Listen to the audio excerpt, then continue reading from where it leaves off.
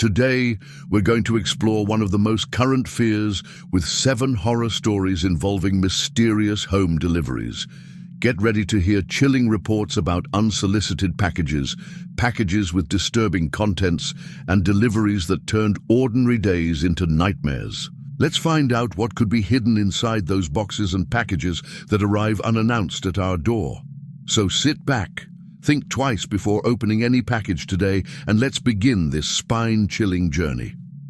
Oh, and before any mysterious delivery arrives, take the opportunity to subscribe to the channel, activate the bell, and leave your like. This really helps the channel and make sure you don't miss any scary content like this. Let's go on. The wrong package.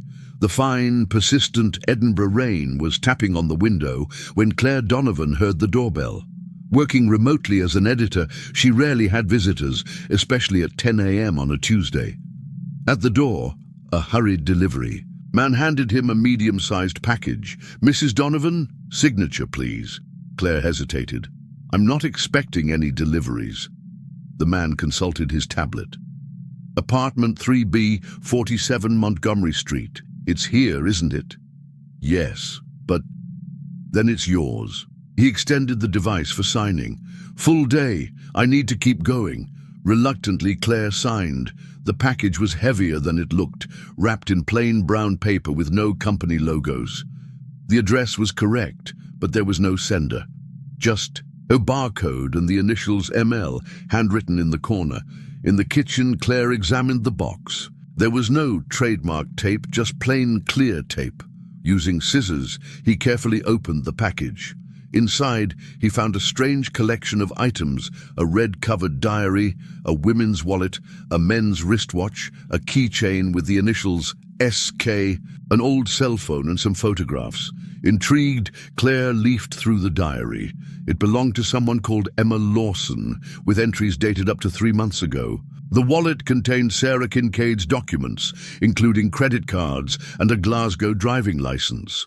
The watch was inscribed, "To Thomas with love. Always yours, Jay." A chill ran down her spine when Claire realized she was handling strangers' personal effects. Why would someone send this to her? He turned on the cell phone found in the box, but it was password protected.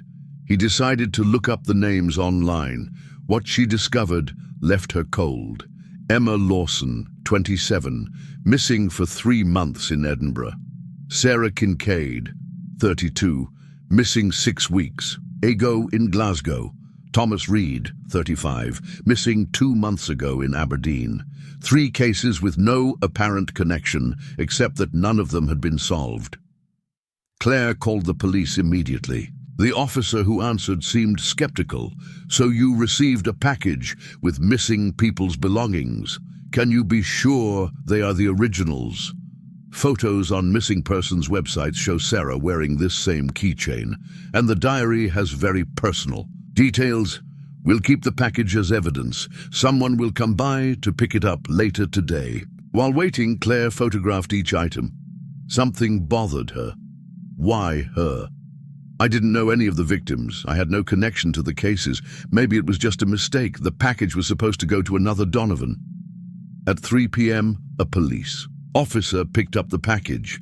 Claire felt momentary relief, but the uneasiness persisted. That evening, returning from a brisk walk, he noticed a dark car parked across the street. The driver seemed to be watching his building. The next morning, he received an email from an unknown address. "The package wasn't meant for you. What did you do with it?" Claire didn't respond, but saved the email to show the police. As he went out to buy coffee, he noticed the same car from the previous night, now parked closer. She couldn't see the driver, but she felt watched. In the afternoon, he received a text message. "I know you opened it. I know you saw it. We need to talk about what you found." Fear turned into panic. Claire called the police again, but without concrete evidence of a threat, there was little they could do other than register the incident. The officer suggested he stay with friends for a few days. That night, while packing a suitcase to go to her sister's house, Claire heard a noise at the door. Someone was trying to open the lock. Silently, He locked himself in the bathroom and called the police. Minutes later, he heard sirens approaching and hurried footsteps moving away. The police found no one, but the lock had been damaged. Claire spent the night at a police station, giving a full statement. Detective Mackenzie, responsible for Emma Lawson's case, showed special interest. "We believe that the 3 victims were chosen by the same perpetrator," he explained. "But we never found a connection between them. This package is our first concrete clue. Why send it to me? Maybe a mistake. Or maybe you're more connected than you realize," Claire reflected. She didn't know the victims, but she frequented the same coffee shop as Emma, she later discovered. Maybe they had crossed paths, or maybe the perpetrator had chosen her as his next target, and the package was some kind of sick game. Over the next few days, staying at her sister's house, Claire noticed the same car a few times. Police stepped up patrols, but the driver was careful, never staying long enough. A week later, police identified fingerprints on the package belonging to Michael Layton, a former postal worker with a history of obsessive behavior. The initials ML in the package suddenly made sense. Investigations revealed that he had worked in the areas where the 3 victims disappeared. When police went to Layton's house, they found it empty but with disturbing evidence. A map marking residences, including Claire's, and a calendar with dates circled, the dates of the disappearances, and a future one with the name Claire written on it. The case gained national attention. Claire was placed under police protection while the search for Layton continued. Eventually he was captured, trying to kidnap another woman in Perth. In his secondary apartment, police found belongings from the missing victims and a package addressed to Monsieur Donovan, a retired detective who had investigated a previous case involving Layton. The empty order winter in Stockholm was relentless, with snow piled up on the sidewalks and nights that seemed endless. For Victor Lindberg, a 42-year-old university professor living alone since his divorce, routine was his safe haven. Classes in the morning, research in the afternoon, a simple dinner and evening reading in his apartment in the Södermalm neighborhood. The first box arrived on a Tuesday. Small, brown, without sender or company logo, just your name and address printed on a plain label. Victor signed for it, intrigued by the almost non-existent weight of the package. When he opened it, he found nothing. Completely empty. Without ticket, without internal packaging, without any explanation. Probably a mistake, he thought, discarding the box. On Wednesday, another identical box, same size, same appearance, same disconcerting emptiness. The delivery man, a different man from the day before, just smiled when Victor asked about the sender. "I only deliver what I'm given, sir. Have a nice day." On Thursday, a third box. Victor refused to sign. "I'm not going to accept something without knowing who sends it," he protested. The delivery man, a third man, shrugged. "As you wish. I'll leave it at the reception then." When Victor returned from work, the box was in front of his door. Inside, again, nothing. Concerned, Victor contacted all the local delivery companies. None had a record of these deliveries in their name. Police, overwhelmed with more urgent cases in the harsh winter, recorded the incident but suggested it was probably just a bad joke. On Sunday, after 5 consecutive days of empty boxes, Victor installed a discreet camera above the door.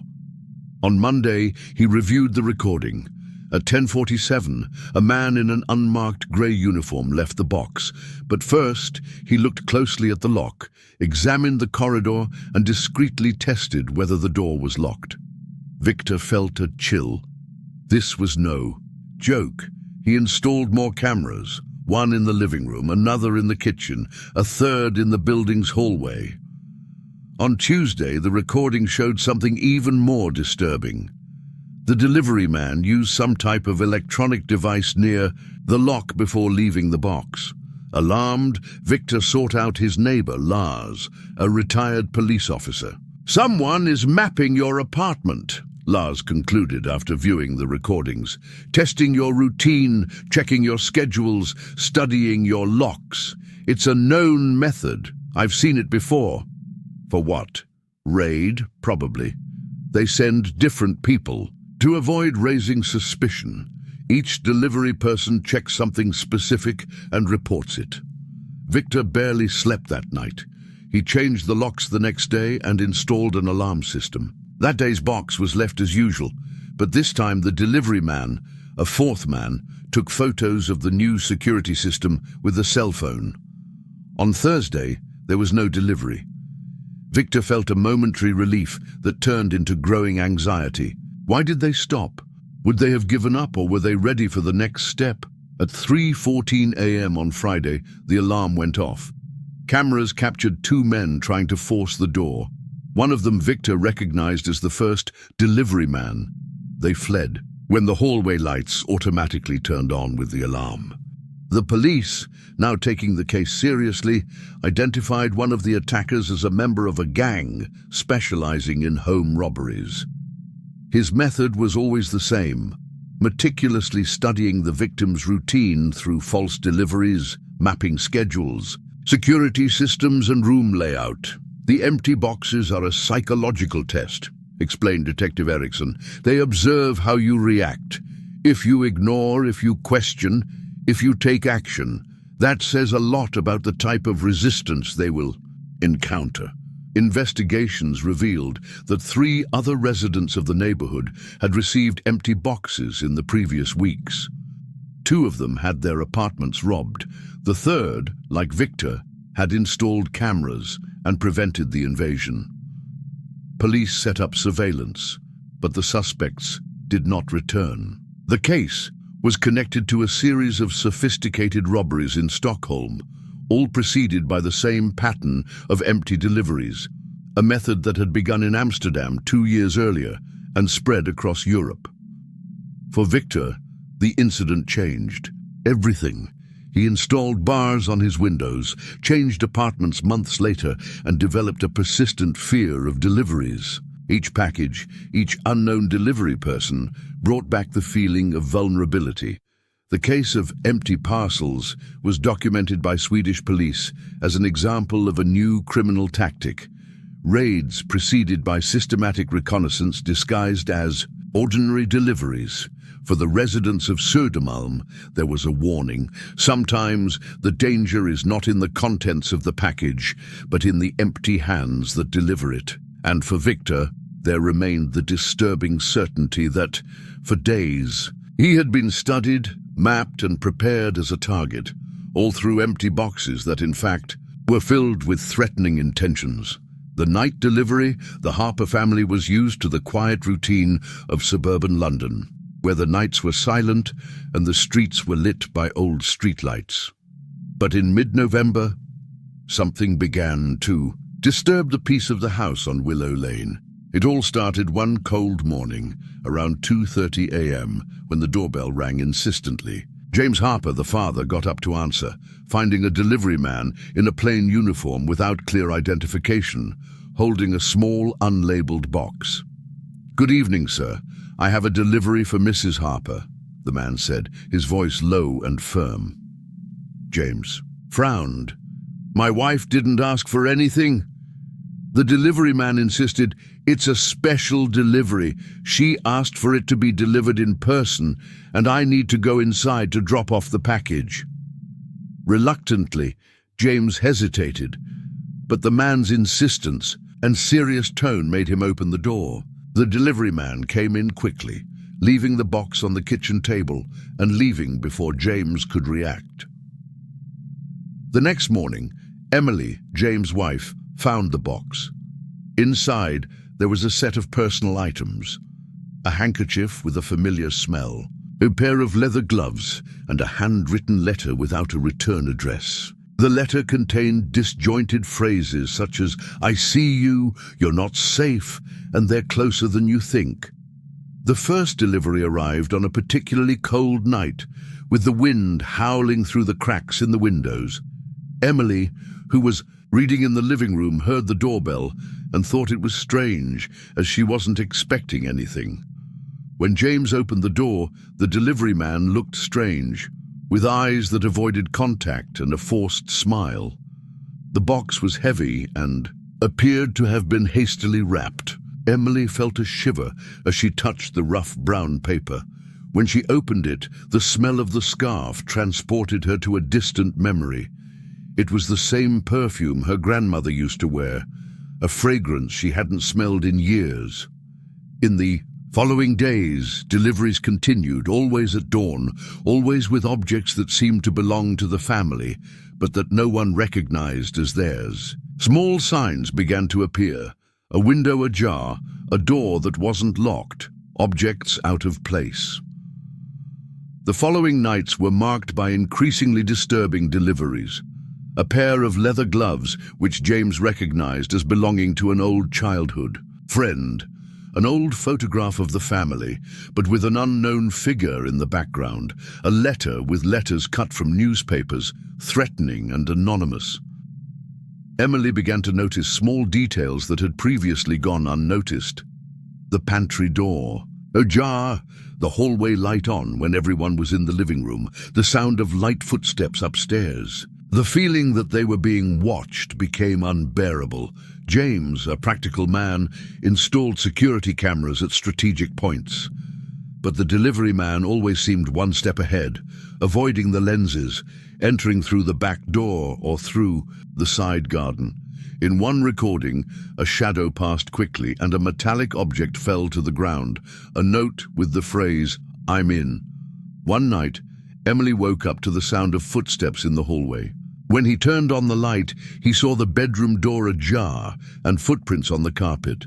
The delivery man had come in again, leaving a note. "I'm in." The police were called, but without concrete evidence, they could do little other than increase patrols in the neighborhood. The family began to sleep in fear, locking doors and windows, but the feeling of invasion persisted. The neighborhood, once peaceful, became a place of whispers and suspicious looks. Neighbors began locking doors more carefully and reporting strange deliveries.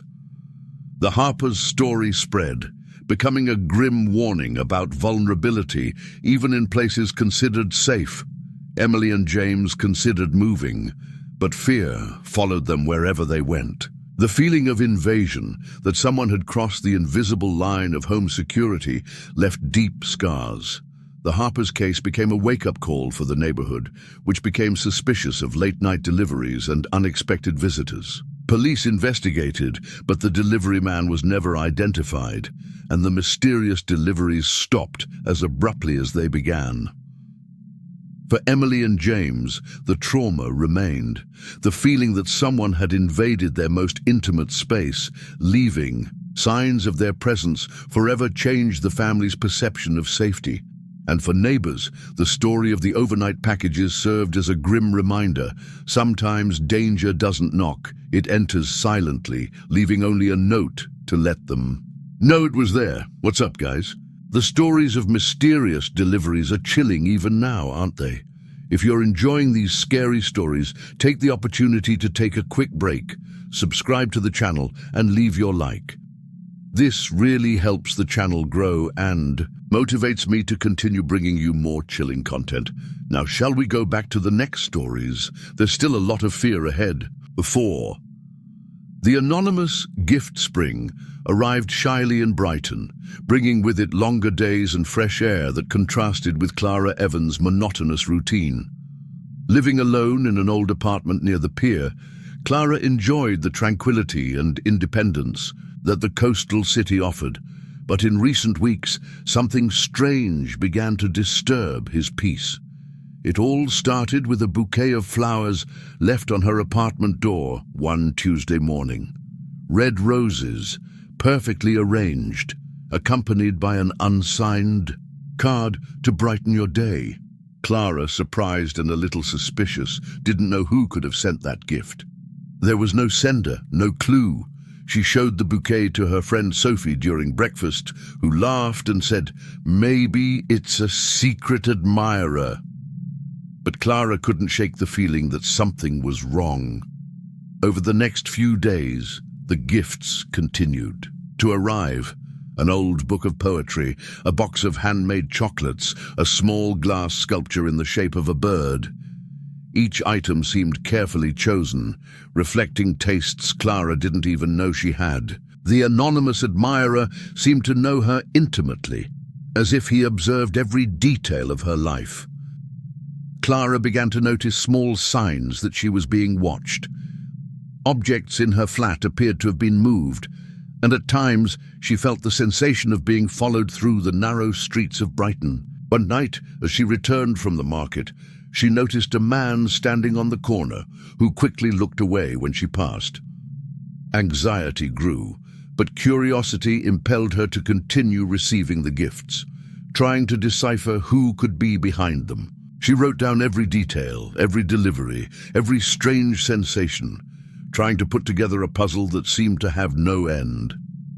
One day, he received an old diary with yellowed pages and a worn leather cover. Inside, there were notes that seemed to describe moments of his daily routine, details that only someone very close to him could know. Fear mixed with fascination. Who was that admirer? And what did he want?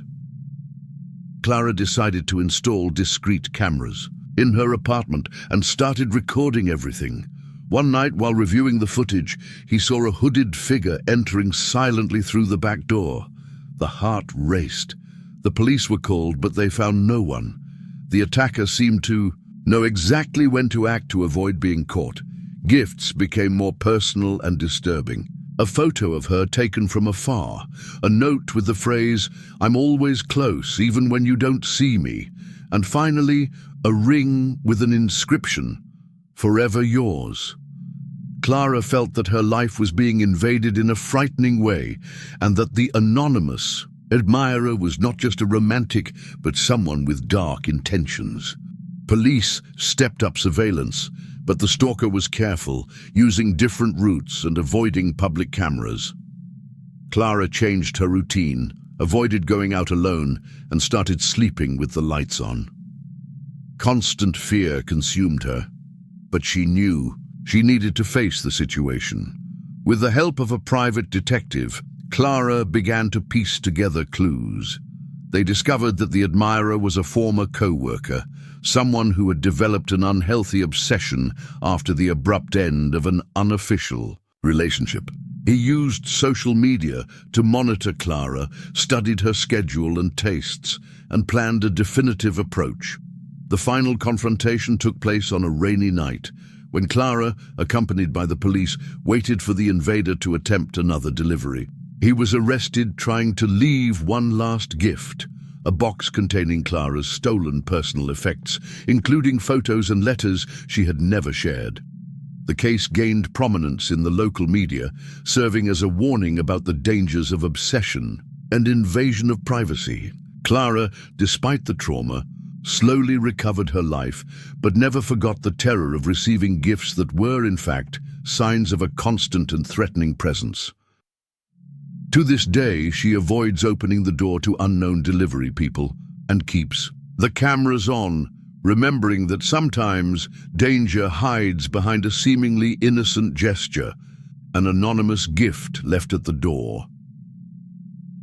The memory box snow was falling softly over Vienna when Martin Gruber, a 43-year-old history professor, took delivery. It was a simple box made of dark wood, without a return address or postage stamp. The delivery man, a middle-aged man in a grey uniform, only said that he had been instructed to deliver it in person. "Are you sure it's for me?" asked Martin. Examining the box, Herr Gruber, apartment 7B, Maria Hilferstrasse 112. "It's you, correct?" Martin nodded, intrigued.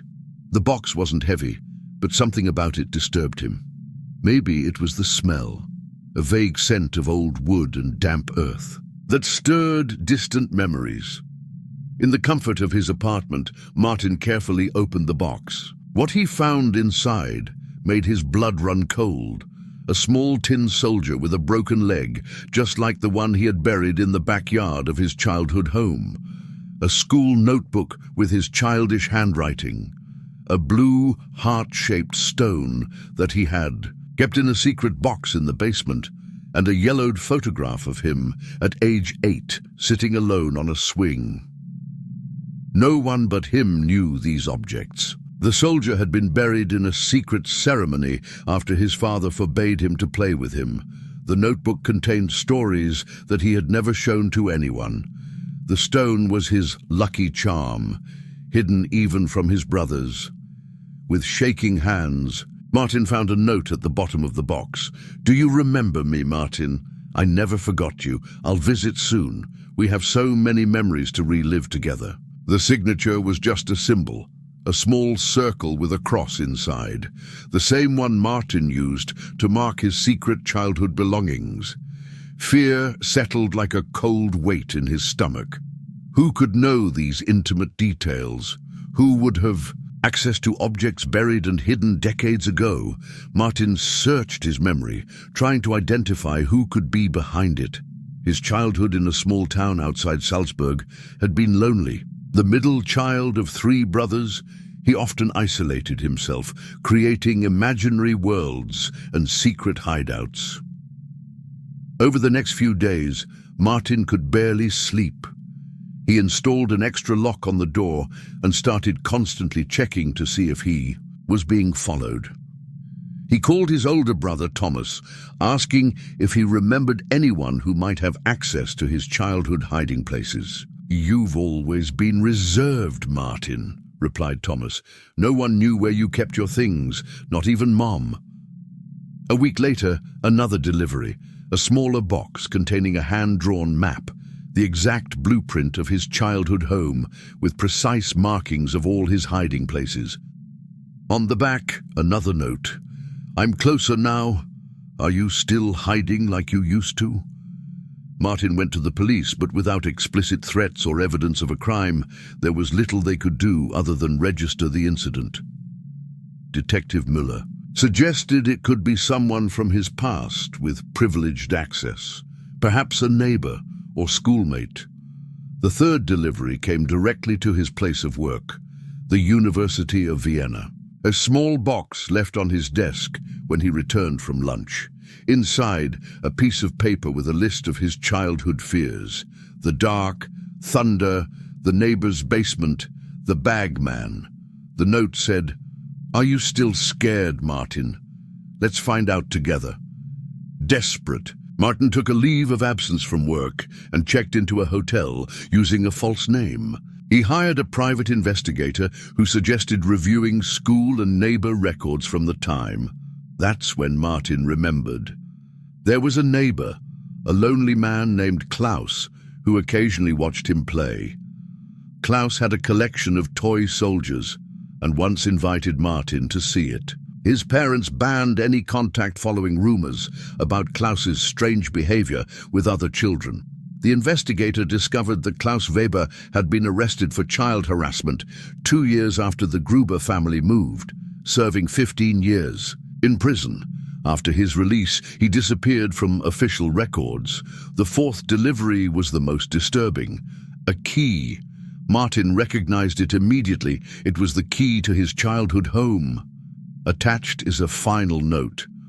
"Tomorrow, we'll go back to the beginning." The police set up surveillance, but Martin knew he needed to face his past.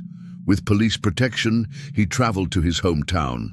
The house where he grew up now belonged to another family, who kindly allowed the inspection after explaining the circumstances. In the basement, they found evidence of recent entry and a macabre discovery: a small space hidden behind a false wall, containing dozens of objects stolen from children over the decades. Klaus had created a sanctuary of stolen memories, and Martin was just one of his many obsessions. Klaus was captured days later, trying to send another memory box to a different victim. His Vienna apartment revealed a meticulous archive of children he had observed, with intimate details of their lives, routines and secrets. For Martin, the experience left deep scars. the invasion of his most private memories, the manipulation of his childhood fears, the feeling of vulnerability, it transformed him. Even after Klaus's arrest, Martin continued looking over his shoulder, double-checking deliveries, fearing that someone else might know his secrets. The case was documented by Austrian police as an example of how predators can maintain obsessions for decades, waiting for the right moment to act. And for Martin, there was the disturbing certainty that some boxes once opened can never be truly closed again. The wrong food delivery. The Harpers had always enjoyed the tranquility of suburban Brighton, where the nights were calm and the streets were lit by old streetlights. The house on Elm Street, with its manicured garden and large windows, was the perfect retreat for James and Emily, who were looking for a home away from the chaos of the city. But in mid-March, a series of strange deliveries began to disturb the peace they cherished. It all started one cold night around 11:45 p.m. when the doorbell rang insistently. James Harper, the father, got up to answer, finding a delivery man in a plain uniform, without clear identification, holding a box of food. "Good evening, sir. I have a delivery for Mrs. Harper," the man said, his voice low and firm. James frowned. "My wife didn't ask for anything." The delivery man insisted, "It's a special delivery. She asked for it to be delivered in person, and I need to go inside to drop off the package." Reluctantly, James hesitated, but the man's insistence and serious tone made him open the door. The delivery man came in quickly, leaving the box on the kitchen table and leaving before James could react. The next morning, Emily, James's wife, found the box. Inside, there was a set of ready-made dishes, apparently fresh but with a strange, slightly metallic smell. The family decided not to consume the food, but the delivery continued, always early in the morning, always with meals that no one had ordered. As the days went by, small signs began to appear, a window ajar, a door that wasn't locked, objects out of place. The feeling that they were being watched became unbearable. Emily felt invisible eyes on her, and James noticed shadows that seemed to move quickly around the corners of the house. James installed security cameras, but the delivery man always seemed one step ahead, avoiding the lens, entering through the back door or side yard. In one recording, a shadow passed quickly and a metallic object fell to the ground, a note with the phrase, "I'm in." One night, Emily woke up to the sound of footsteps in the hallway. When he turned on the light, he saw the bedroom door ajar and footprints on the carpet. The delivery man had come in again, leaving a note, "I'm in." Fear took over the family. The nights grew long and restless, with every noise amplified by anxiety. James and Emily began locking all the doors and windows, but the feeling of invasion persisted, as if the invader was always one step ahead. One such night, Emily whispered to James, "Do you think he's in the house now?" James replied, his voice tense, "I don't know, but I'm not going to let him catch us off guard." The police were called, but without concrete evidence they could do little other than increase patrols in the neighborhood. The neighborhood, once peaceful, became a place of whispers and suspicious looks. Neighbors began locking doors more carefully and reporting strange deliveries. The Harpers' story spread, becoming a grim warning about vulnerability even in places considered safe. Over time, the police identified the delivery man as a member of a gang specializing in poisoning and home invasion. He tested small doses in deliveries to several victims in the neighborhood, evaluating reactions before acting. The investigation revealed that the group used fake deliveries to map routines, test security systems, and prepare planned invasions. The case gained national attention, leading to a wider investigation and the arrest of those involved. For the Harpers, however, the trauma remained. The feeling that someone had invaded their most intimate space, leaving signs of their presence, forever changed the family's perception of safety. Emily, who was once a happy and confident woman, began to live in constant fear. Every noise at night made her heart race, and she avoided being alone at home. James, in turn, became obsessive about security, checking cameras and locking doors several times before bed. The couple's relationship suffered profound shocks. Discussions about safety and paranoia became frequent, and what was once a welcoming home became a space of tension and fear. Friends and family noticed the change, offering support but also worried about the psychological impact. The local community was also deeply affected. Neighborhood meetings were organized to discuss safety, and watchdog groups were formed. The feeling that danger could be lurking around any corner changed the dynamics of the neighborhood, which began to live on constant alert.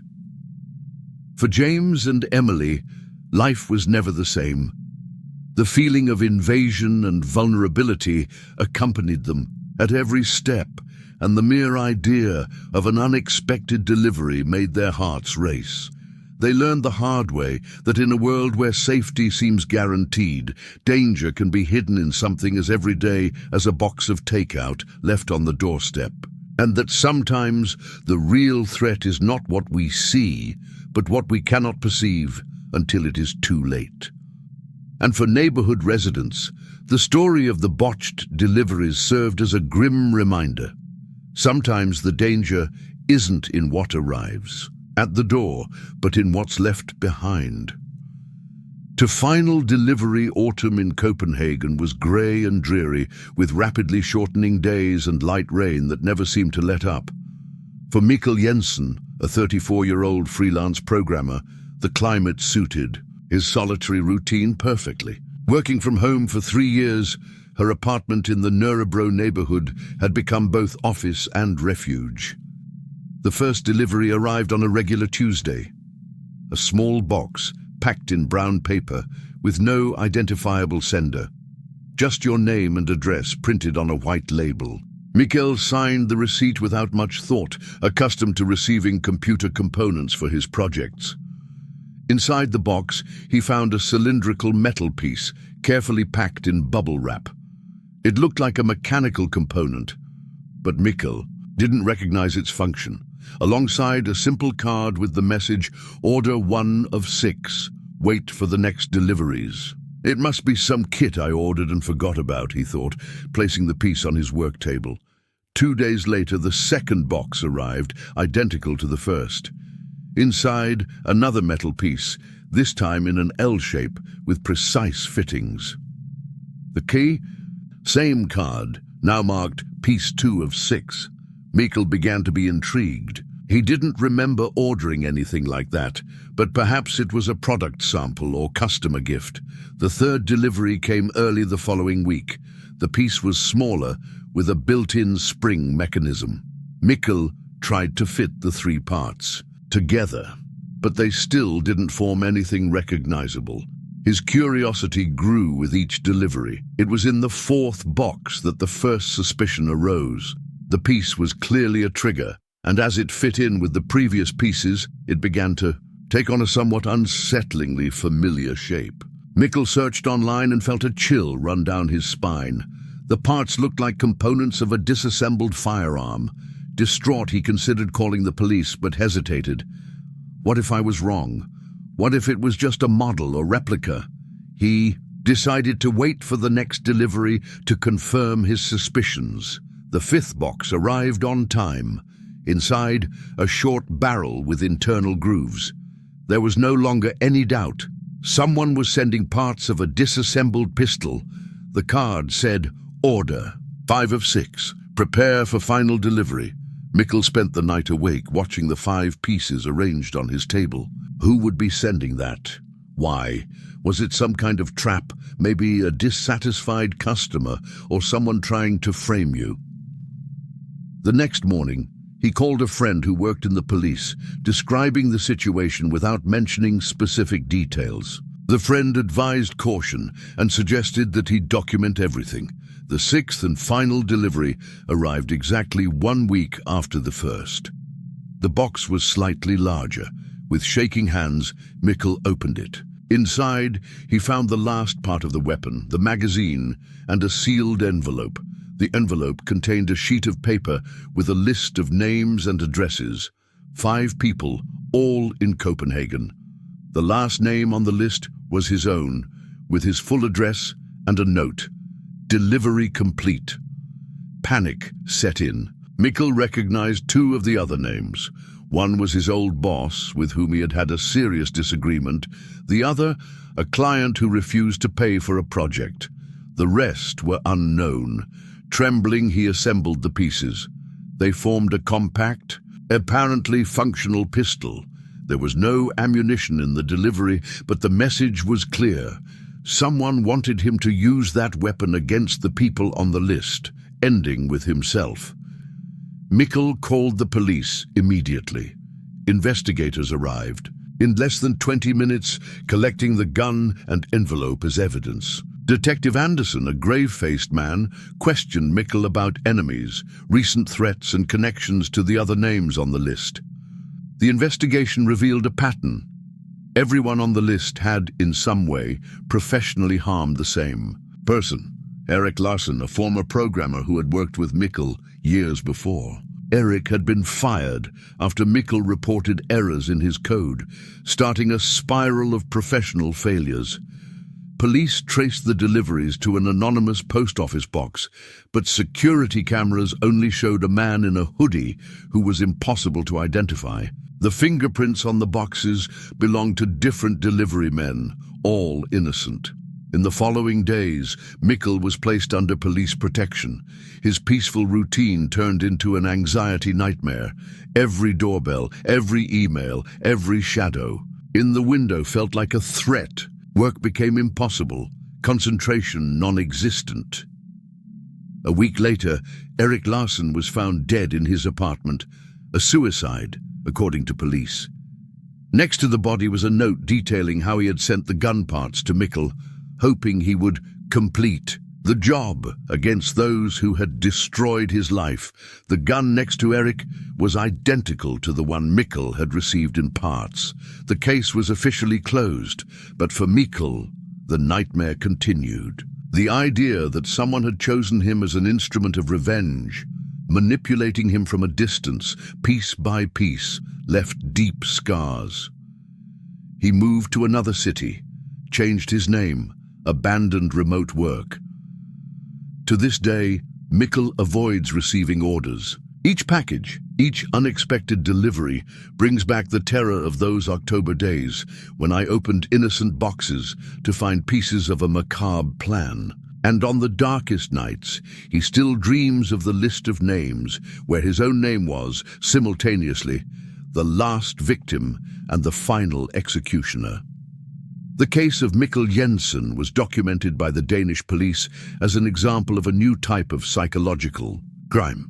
Remote manipulation through apparently harmless deliveries, transforming the victim into a potential perpetrator. For the Copenhagen investigators, the warning was, sometimes the real danger is not in the contents of a package, but in the fragmented intention that arrives piece by piece until it forms a complete threat.